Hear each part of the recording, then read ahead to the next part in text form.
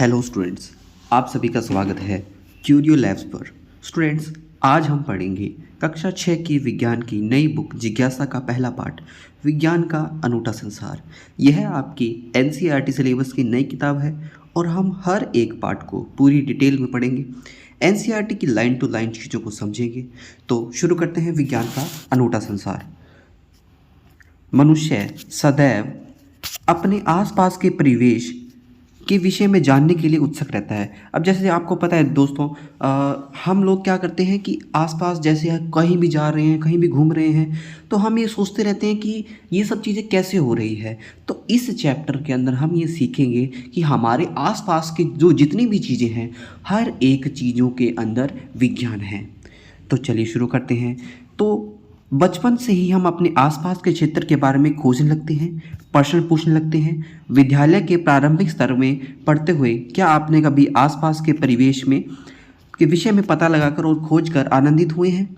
क्या आपने कभी सोचा है क्या कि अब आसपास में इतनी सब चीज़ें हो रही होती है, तो आप कभी प्रश्न पूछते हैं, अपने मम्मी से पूछते हैं, पापा से, टीचर से प्रश्न पूछते रहते हैं कि टीचर्स मम्मा ये बताइए ये किस तरीके से ये सब चीज़ें हो रही है, ये कार चल रही है, ये कुछ तरीके से कोई और काम हो रहा है तो किस तरीके से हो रहा है, आपको जानने की इच्छा रहती है।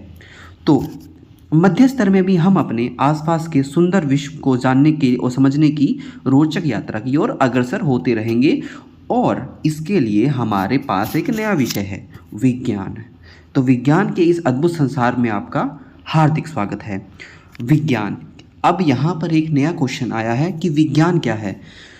तो स्टूडेंट्स, विज्ञान देखने, सोचने, समझने और कार्य करने का एक सशक्त माध्यम है जो विश्व के रहस्यों की परतें खोलता है। यह एक रोमांचक साहसिक कार्य है। यहाँ हम प्रश्न पूछते हैं, प्रकृति के विभिन्न आयाम खोजते हैं और यह समझने का प्रयास करते हैं कि ये सब आखिर होता कैसे है। यह सब जानने के लिए सबसे महत्वपूर्ण है जिज्ञासा। स्टूडेंट, जैसे आपको एक नाम दिखाई दे रहा है, जिज्ञासा। तो जिज्ञासा एक अपने आप में ही एक बहुत बड़ा नाम है।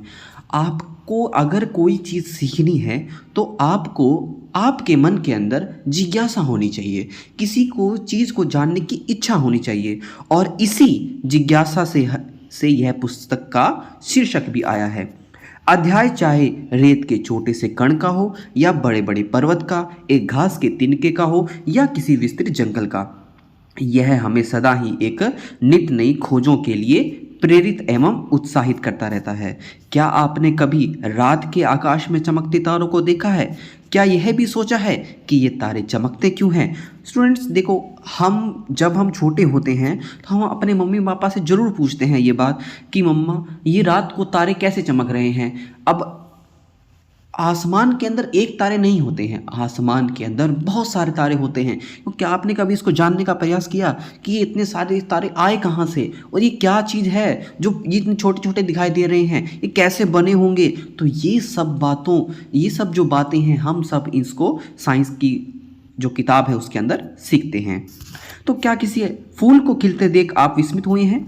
आप उसे कैसे पता लगा सकते हैं कि उसको कब खिलना है? अब फूल को कैसे पता है कि उसको कब खिलना है? अब आप देखते हो बसंत ऋतु में फूल खिलते हैं वगैरह, और उसके बाद पतझड़ के मौसम में भी जो पत्ते हैं वो गिर जाते हैं, लेकिन आपको तो नहीं पता है ना कि कब गिरेगा, कब कैसे होगा। लेकिन फूल को ये सब कैसे पता चल जाता है किस मौसम में खिलना है? तो ये सब भी जानकारी हमें विज्ञान देती है। तो ये सब विज्ञान द्वारा उजागर होने वाले अनेक रहस्यों के कुछ उदाहरण मात्र है। विज्ञान के बारे में सबसे रोचक बात यह है कि यह सर्वत्र है। सर्वत्र का मतलब है ये सब जगह है। महासागर की गहराइयों से लेकर अंतरिक्ष की व्यापक तक और रसोई में पक रहे व्यंजनों से लेकर खेल के मैदान तक सबसे अभूतपूर्व खोजें ऐसे ही अकल्पनीय स्थानों पर हुई है। तो स्टूडेंट देखो, यहाँ पर आपको मरुस्थल दिखा रखा है, समुद्र तट दिखा रखा है, और यहाँ पर एक समुद्र के भीतर का दृश्य आपको जो इस तरीके से यहाँ पे दिखाई दे रहा है, ये वाला है। और मंदाकिनी जैसे आकाशगंगा, जहाँ अभी हम बात कर रहे थे, जहाँ पर आप बहुत सारे तारों की बात कर रहे थे, वो सारी चीज़ें यहाँ पर हमारी आकाशगंगा मिल्की वे गैलेक्सी के अंदर हमें देखने को मिलती है। तो विज्ञान एक व्यापक और अंतहीन जिज्ञासा जैसी पहेली है। हमारे द्वारा की गई प्रत्येक नई खोज इस पहेली का एक और उदाहरण या टुकड़ा जोड़ देती है आपको। और आपको पता है कि यही तो इस पहेली की सबसे अच्छी बात है, कोई इसकी सीमा नहीं है। हम क्या क्या खोज सकते हैं, क्योंकि विज्ञान का हर नया भाग हर नए प्रश्नों और खोजों की ओर ले जाता है। हम कभी कभी देखते हैं कि इस पहेली का एक टुकड़ा गलत स्थान पर जोड़ दिया गया है और वहाँ से दूसरे स्थान पर ले जाने की आवश्यकता है। तो नई खोजें प्राय विश्व के बारे में जानकारी बढ़ाती है। स्टूडेंट्स, ये हमें इस तरीके से बता रहा है जैसे हम कोई पहेली खोजते हैं, पहेली के अंदर जो टुकड़े होते हैं उनको जोड़ते हैं, तो हमें ऐसा लग रहा है कि ये वाला टुकड़ा यहाँ नहीं लगाना चाहिए था, इसको कहीं और दूसरी जगह लगाना चाहिए था, तो हम उसको उठाकर वहाँ पर लगाते हैं। तो ये जब हमने सोचा उस चीज़ को कि लगाया हमने, तो किस तरीके से हम इस चीज़ को किया, हमने इस चीज़ को सोचा, हमने क्यूरियस हुए उस चीज़ को जानने के लिए। ठीक है, तो आगे बढ़ते हैं। आप जैसे जैसे यह पुस्तक पढ़ेंगे आपके सामने अनेक रोचक विचार आएंगे और आप कई नए प्रयोग करेंगे, आपको विचार करने को प्रेरित करेंगे और आप यह भी जानेंगे कि हमारे दैनिक जीवन में यह सब कैसे उपयोगी है। अनुमान लगाइए कि हम जब नई नई चीज़ें खोजेंगे तो क्या होगा, तब हमें यह समझ आने लगेगा कि ये सभी विचार एक दूसरे से जुड़े हुए हैं। आइए इस यात्रा को आरंभ करते हैं अपनी पृथ्वी से। पृथ्वी आपको पता है कि जहाँ पर हम रहते हैं, जहाँ पर एकमात्र जीवन है, और यहाँ पे लिखा भी हुआ है कि पृथ्वी एकमात्र ऐसा ग्रह है जिस पर जीवन है। तो पृथ्वी पर पर्यावरण भी है जिसकी रक्षा करना अति आवश्यक है। पृथ्वी पर जीवन की एक अद्भुत विविधता है। पौधे और जंतु जो विभिन्न ग्रह के विभिन्न क्षेत्रों में जीवित रहने, फलने फूलने में सफल हो चुके हैं। आपने किसी बीजों को एक पौधों में, किसी इल्ली कैटरपिलर को एक सुंदर तितली में परिवर्तित होते देखा होगा। अनेक ऐसे अवलोकन किए होंगे इन पौधों और जंतुओं का विकास किस प्रकार होता है। तो स्टूडेंट देखो, यहाँ पर आपको कैटरपिलर दिखा रखा है, ठीक है, और यहाँ पर आपको एक छोटा सा पौधा जो कैसे उग रहा है वो आपको दिखा रहा है, और यहाँ पर एक जंतु जैसे गाय का वो आपको यहाँ पर वर्णन किया गया है, दिखाया गया है। तो वास्तव में हमारे शरीर की वृद्धि विकास के लिए हमें भोजन की आवश्यकता होती है। तो विशेष रूप से भारत जैसे विशाल और विविध देश में भोजन अत्यंत मन भावन है। देश भर में विभिन्न प्रकार के स्वादिष्ट पकवान और उनको बनाने की विशिष्ट विधियां हैं। ये सब कैसे बनते हैं, हमें इसे कैसे पता करेंगे, तो चलो आगे सीखते हैं। तो यहाँ पे देखो स्टूडेंट्स, बहुत सारे अलग अलग प्रकार के हमारे यहाँ पे व्यंजन दिखाए गए हैं जो कि हमें एक पौष्टिक आहार जिसे हम बोलते हैं बैलेंस डाइट के रूप में हमें इसको दिखाने के प्रयास किया गया है कि हमें एक अच्छा भोजन भी हमें लेने की आवश्यकता है। हमारे जीवन की मूलभूत आवश्यकताएं जैसे कि चलना, उठना, दौड़ना, खाना पीना, इन सभी के लिए हमें कहीं ना कहीं ऊर्जा की ज़रूरत पड़ती है, और ऊर्जा हमें कहाँ से मिलती है, खाने से मिलती है। तो यहाँ लिखा हुआ है कि हमें जीवित रहने के लिए भोजन के साथ साथ जल की भी आवश्यकता होती है। जल एक अत्यंत आनंददायक पदार्थ है। क्या आप कभी बारिश में दौड़े हैं, भागे हैं, कूदे हैं? क्या आपने कभी सोचा है कि बारिश क्यों और कैसे होती है? तो आप जो स्टूडेंट्स, आपने जब देखा होगा जब बारिश आती है तो बादल आते होंगे। क्या आपके मन में कभी ऐसा आया है कि बादल कैसे बनते होंगे, कैसी ये प्रक्रिया होती होगी, पानी कैसे उठकर ऊपर चला जाता होगा, कैसे वो फिर पानी जो है, पानी के छोटे छोटे कण मिलकर एक बादल बना देते होंगे, फिर वही बादल आपस में मिलकर बारिश करवाते होंगे, और यही प्रक्रम हमारा बार बार चलता रहता है। तो यहाँ लिखा हुआ है, क्या आपने ध्यान दिया होगा कि जल ठंडा करने पर बर्फ बन जाता है और गर्म करने पर उबलने लगता है। क्या आपको भी गर्मी में ठंडा जल पीने और सर्दियों में गर्म जल से नहाने में आनंद आता है? हम गर्म और ठंडे को कैसे समझते हैं? चाहे वह जल हो या ज्वर से तपते हमारे शरीर का तापमान, कोई भी वस्तु कितनी गर्म है यह ज्ञात करना बहुत ज़रूरी है। अब मान लो स्टूडेंट्स, अब आप नहा रहे हो या आपको गर्मी का मौसम है, तो गर्मी का मौसम आप गर्म पानी से तो नहीं नहाओगे। अब आप उसको अपने हाथों की जो इंद्रियां होती है, यानी जो हाथ होता है, हाथ से हम उसको छू कर पता लगा सकते हैं कि वो कितना गर्म है। तो ये सब हमें कहाँ से जानकारी मिली है? मैंने उस चीज़ को किया है, प्रैक्टिकली उसको किया है मैंने। तो जब हम किस चीज़ को प्रैक्टिकली सीखते हैं तो हमारे जो जीवन के अंदर, हमारे जो दिमाग के अंदर एक जिज्ञासा उत्पन्न होती है कि ये पानी ठंडा है तो कितना ठंडा है, गर्म है तो कितना गर्म है। तो इसको नापने के लिए कुछ पैमाने होते होंगे। तो स्टूडेंट्स, इस चैप्टर के अंदर हम जैसे आगे आगे बढ़ेंगे और इस बुक के अंदर हम आगे आगे बढ़ेंगे, हम इन्हीं चीज़ों के बारे में डिटेल से हम जानकारी ले लेंगे। तो आगे हम बात करते हैं। और फिर हमारे आसपास अनेक प्रकार की वस्तुएं भी हैं जिस कागज़ पर हम लिखते हैं, धातु की चाबी, प्लास्टिक का पैमाना, हमारे बॉक्स पे मिटाने वाला रबड़, बॉक्स को बंद कर रखने वाला चुंबक, हमारे पहनने के कपड़े, दूध का प्याला और बहुत सी अन्य वस्तुएं, ये सब किससे बनी होती है? क्या ये विभिन्न पदार्थों से बनी है? हम विभिन्न पदार्थों को एक दूसरे से कैसे अलग कर सकते हैं? तो स्टूडेंट, आपने पता होगा कि हम कुछ चीज़ों को मिला देते हैं, तो मिलाने से कैसे हम उनको अलग कर सकते हैं? जैसे कि आपने देखा होगा कि चीनी के अंदर हम कोई चीज़ मिला देते हैं, तो चीनी के अंदर, अब मान लो मैंने मिट्टी मिला दी है, तो चीनी के अंदर मिट्टी को क्या हम अलग कर सकते हैं क्या? बिल्कुल अलग कर सकते हैं। क्या हम पानी से मिट्टी को अलग कर सकते हैं क्या? हाँ, बिल्कुल अलग कर सकते हैं। तो ये इनको कैसे अलग कर सकते हैं हम, इनकी क्या क्या विधियाँ होती हैं, तो ये सब के बारे में भी हम आगे जानेंगे। यहाँ पर एक चित्र बनाया गया है। यहाँ पर इसमें एक अध्यापिका है जो कि अपने जो स्टूडेंट्स हैं उनको आकाशगंगा के बारे में कुछ जानकारी दे रही हैं। तो इस पुस्तक के अंदर इस पुस्तक यात्रा में हम जैसे जैसे आगे बढ़ेंगे वैसे वैसे इस पृथ्वी पर विद्यमान प्रत्येक वस्तु के बारे में प्रश्नों की एक अंतहीन सी सूची बनती जाएगी। किंतु प्रश्नों की यह सीमा केवल पृथ्वी के लिए क्यों है? हम उससे ऊपर सूर्य, चंद्रमा और आकाश में चमकने वाले लाखों तारों पर भी हम प्रश्न पूछते हैं कि ये कैसे चमक रहे हैं, ये जो चांद है ये रात में क्यों आता है, सुबह क्यों नहीं आता है, ऐसा क्या कारण है कि जो सूरज है वो पूर्व से उगता है पश्चिम में छिप जाता है, ऐसा क्या कारण होता है? इन सभी कारणों का जवाब हमारे साइंस की जो किताब जिज्ञासा है इनसे हमें मिल जाएगा। तो चाहे आपको किसी पत्ती की संरचना के बारे में जानना हो, या यह कि किसी वस्तु कैसे गति करती है, या कि मूंगफली के छिलकों को कैसे अलग करना है, इस पुस्तक में प्रत्येक अध्याय आपकी जानने की इच्छा को जागृत करेगा और संभवतः आपके मन में अनेक प्रश्न भी पैदा करेगा। तो चाहे आपने ध्यान ना दिया हो, फिर भी आप अनेक प्रश्नों के उत्तर अब तक ढूंढते रहे होंगे। मान लीजिए कि आप अपनी कलम लिखना बंद कर देती है, तो आप क्या करोगे? शायद अपने आप से यह प्रश्न पूछोगे, मेरी कलम ने लिखना क्यों बंद कर दिया है? आप यह अनुमान लगाएंगे कि कलम में स्याही खत्म हो गई होगी। तब आप यह अनुमान का परीक्षण कलम खोलकर और रिफिल की स्याही जांच कर करेंगे। यदि वह खाली है तो आप जान जाएंगे कि अनुमान सही था। परंतु मान लीजिए आप देखते हैं कि स्याही समाप्त नहीं हुई है, तो आप क्या करेंगे? तब आप अनुमान लगाएंगे कि संभवतः स्याही सूख गई होगी। तो इसकी जांच करने के लिए यह आपने अनुमान लगाया है। तो क्या आप कुछ और करने का प्रयास कर सकते हैं? बिल्कुल हाँ। जैसे कि देखिए स्टूडेंट्स, हमारे पास पेन होता है। अगर पेन चलता चलता बंद हो जाता है, या तो आप उसको हाथ से झटकाते हो। आप झटकाते क्यों? आपको किसी ने बताया था कि अगर पेन को झटकाते हैं तो उससे ना जो स्याही होती है वो आगे निब में आ जाती है और आप लिखना शुरू कर देते हैं। लेकिन ऐसा भी नहीं, अगर मान लो आप पेन को झटकाओ और स्याही ना निकले, फिर आप क्या करते हो? उसको खोलते हो। जब आप खोलते हो तो ऐसा लगता है, तो आप उसकी रिफिल को देखते हो। तो जब आप रिफिल को देखते हो तो आपको लगेगा कि हाँ ये स्याही तो है इसके अंदर। तो फिर क्या करोगे? फिर देखते हो स्याही का, इसका मतलब जो इसकी स्याही है वो सूख गई होगी। तो इसका मतलब आपने इस चीज़ को सोचा है, आप उस चीज़ को जानने के लिए इच्छुक हुए कि ये पेन आखिर बंद क्यों हुआ है। तो विज्ञान बच्चों ऐसे ही कार्य करती है। जब तक हम किसी चीज़ को नहीं सोचेंगे, हम किसी चीज़ को अच्छे से पढ़ भी नहीं पाएंगे और हम उस चीज़ को समझ भी नहीं पाएंगे।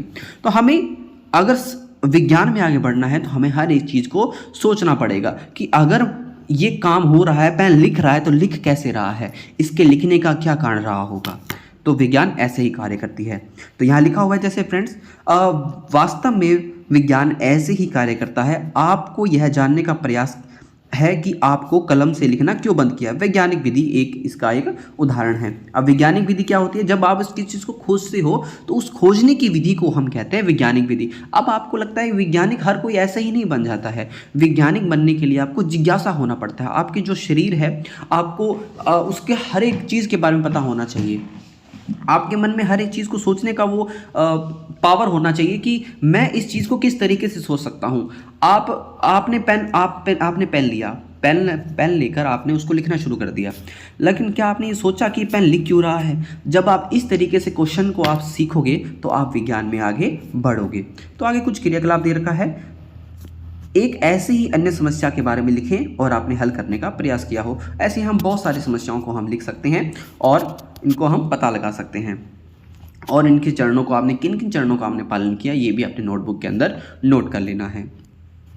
तो विज्ञान केवल तथ्यों और आंकड़ों को याद करना अथवा केवल प्रयोग करना ही नहीं है, विज्ञान चरण दर चरण प्रक्रिया का पालन करते हुए हमारे प्रश्नों के उत्तर ढूंढने में सहायक होता है। वे कौन से चरण हैं, हम उनका कैसे अनुपालन कर सकते हैं। तो ये देखो कुछ इसके चरण होते हैं। तो सबसे पहले लिखा हुआ है कि सबसे पहले जो हमें रुचिकर लगता है या जिसे हम समझ नहीं पाते हैं, हम उसका अवलोकन करते हैं। यह हमें अचंभित करता है, शायद हम अपने उसके बारे में एक प्रश्न सोचते हैं।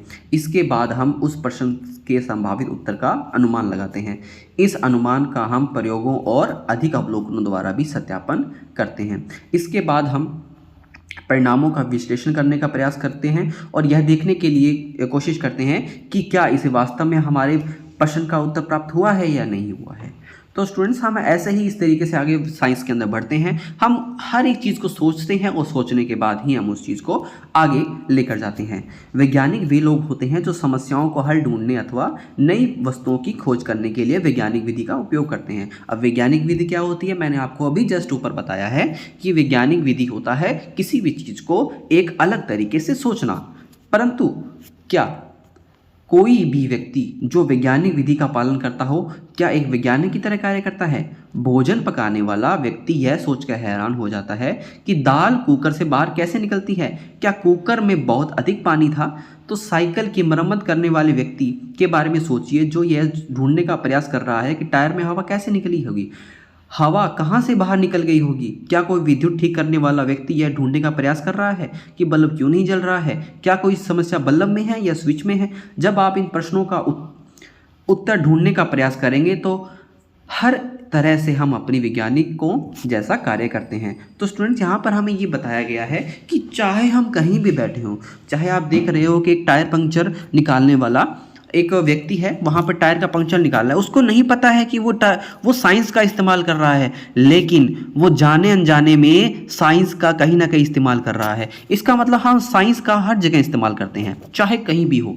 चाहे हम जैसे आपने देखा होगा दूध से दही जम रहा है, दूध से दही जम रहा है, तो ये इसका क्या कारण है? इसका कारण है कि इसके अंदर कहीं ना कहीं कोई ना कोई परिवर्तन हुआ होगा। और ये सब परिवर्तन हम कहाँ पढ़ते हैं? ये सारे परिवर्तन हम विज्ञान के अंदर पढ़ते हैं। तो चलो स्टूडेंट, आगे बढ़ते हैं। क्रियाकलाप 2 के अंदर हमें कुछ इस तरीके से बताया गया है कि आप दैनिक जीवन की कुछ ऐसी एक परिस्थिति का वर्णन करें जहां पर कोई व्यक्ति वैज्ञानिक विधि का अनुसरण करता हो। बहुत सारे उदाहरण हैं हमारे पास, बहुत सारे अनगिनत उदाहरण हैं।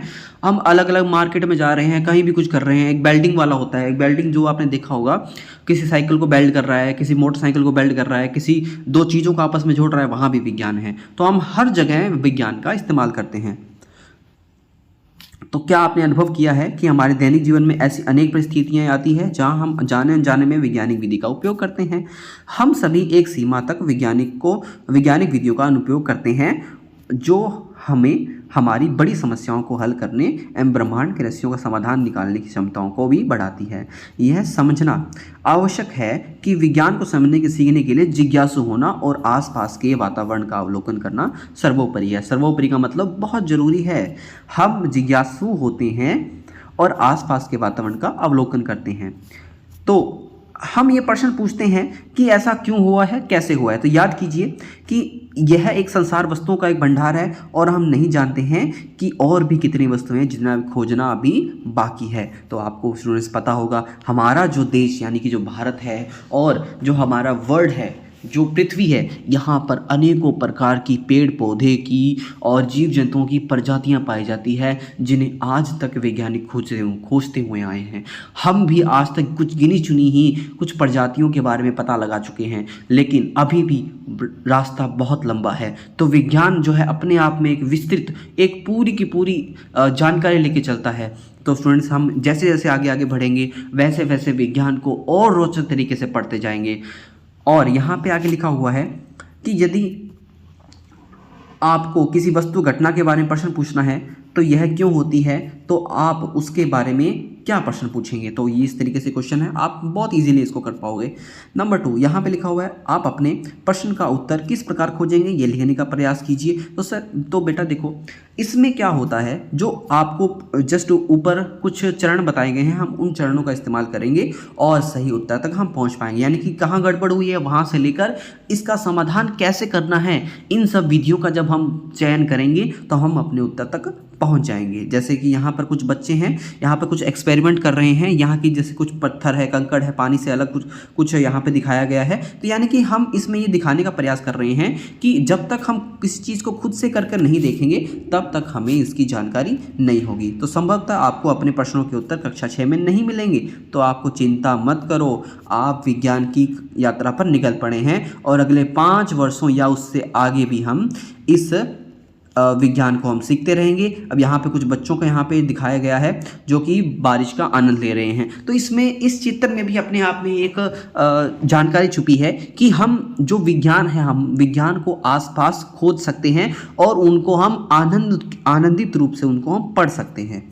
तो यहाँ पे जैसे लिखा हुआ है, जिस प्रकार बच्चे बारिश का आनंद लेते हैं उसी प्रकार विज्ञान भी एक आनंदमय खोज जैसा होता है। विज्ञान की इस यात्रा का आनंद लें और खोज करते रहें। ब्रह्मांड के अद्भुत रहस्यों के बारे में सोचना कभी भी बंद ना करें और प्रश्न पूछते रहें। इसका मतलब जब तक आप प्रश्न नहीं पूछोगे आप जिज्ञासु नहीं बनेंगे, और जब आप प्रश्न ही नहीं पूछोगे इसका मतलब आप नहीं सीख रहे हो। तो बस बच्चों, आपको हर एक चीज़ को सीखना है और सीख कर हमें ये उसको सोचने की कोशिश करनी है कि किस तरीके से चीज़ें हमारे आसपास हो रही होती है।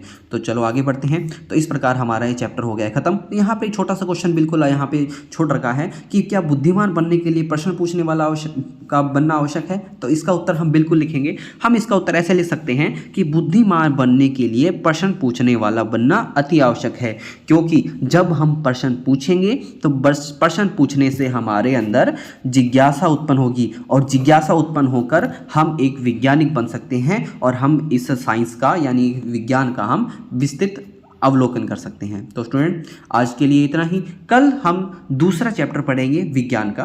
तब तक के लिए गुड बाय, टेक केयर।